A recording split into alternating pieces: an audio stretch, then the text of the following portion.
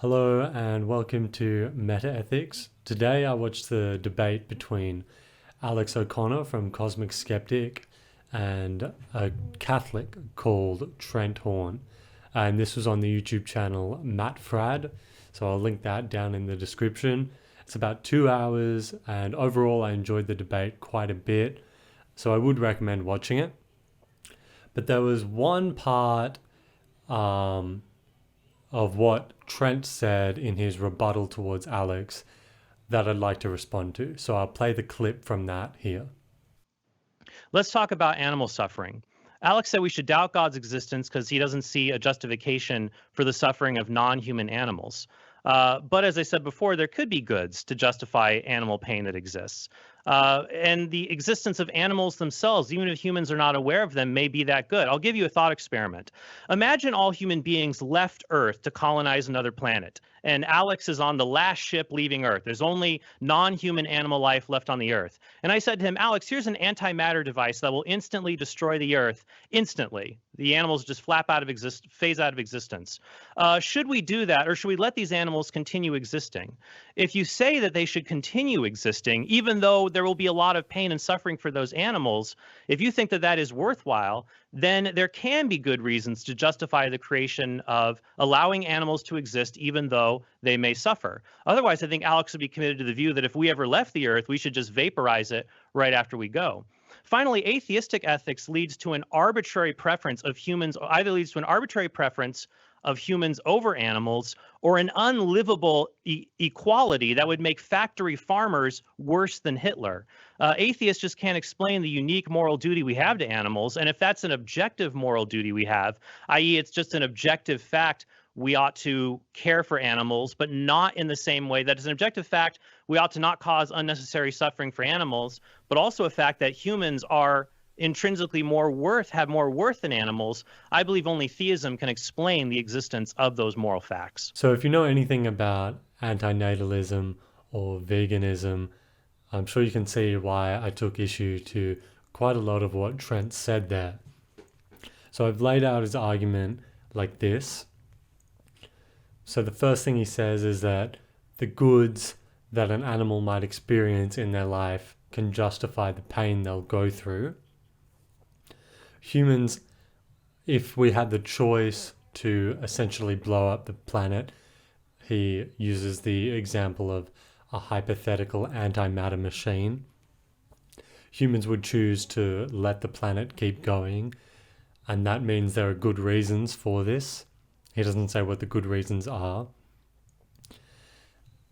And then he says, with atheism, we're left with either an arbitrary preference of humans over animals or an unlivable equality between humans and animals. He then says that theism can explain the potential moral fact that humans are worth more than animals, but should still care for them. The first point I could make a response to, saying that while goods may be able to justify pain, that's only from the perspective of somebody that already exists, whereas there's no point bringing new people into existence to justify pain. However, that's a little off track, so I'll just skip ahead to the second point, that humans allowing animals to continue existing in this hypothetical scenario means there's a good reason for this. Well, no, simply because humans will do it doesn't mean there is a good reason for it. What I wish Alex said in response was that he wouldn't let the Earth keep going, that he would use the antimatter machine to destroy the Earth.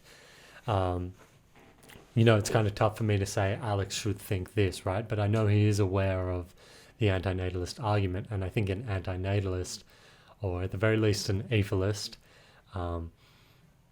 would, we always talk about the red button scenario, right? So in this case, an antinatalist would choose to stop the planet from continuing because it would prevent all of the unnecessary suffering that the animals would come into.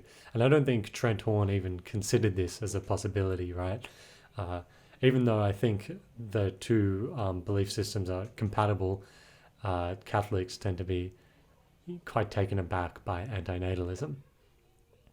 Then he says that atheism leaves us with an arbitrary preference of humans over animals or this unlivable equality, which I thought was quite annoying because I think the preference of humans over animals is arbitrary, and I don't think you can really make an argument against that. I suppose you could try saying that humans are capable of experiencing more pleasure or more pain, which is what Alex did later on in the debate. Unfortunately, he didn't do what I think he should do and just embrace the fact that it's arbitrary. But making these distinctions is it's quite futile because you can just respond to it by saying, oh well, a pig is as intelligent as a 3-year-old human. So I think Alex should have just said, yes, it's completely arbitrary. What's your point, mate? So he says theism can explain the potential moral fact that humans are worth more than animals but should still care for them. So to this, I'd like to invite Trent Horn to say, is theism really explaining anything here? Or is it just making excuses for something really abhorrent? So I guess I understand why Cosmic Skeptic didn't do what I would have done and just said, yes, what's your point? Amongst atheists, he would have probably lost popularity because the vast majority of atheists are not vegans or antinatalists.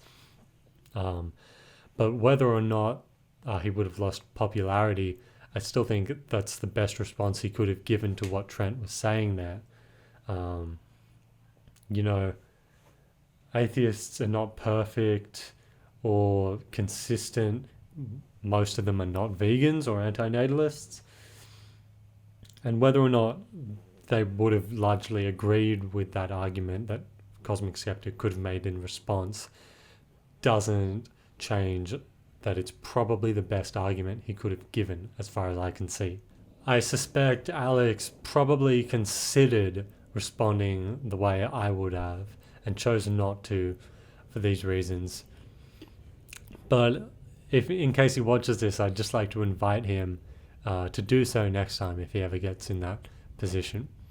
I think it's the most logically consistent way to respond. I personally believe atheism leads you to nihilism and antinatalism, and I don't think it would have got their debate too off topic. I think it would have made Trent Horn look a bit silly, actually. So there you have it. That's just my thoughts on one thing Trent Horn said in the debate between those two. As I said, the link will be in the description, so if you want to watch the full debate, which was pretty good, just follow that link. Other than that, if you enjoyed this video, please subscribe, hit the notification bell, and share with anyone that might be interested. Cheers.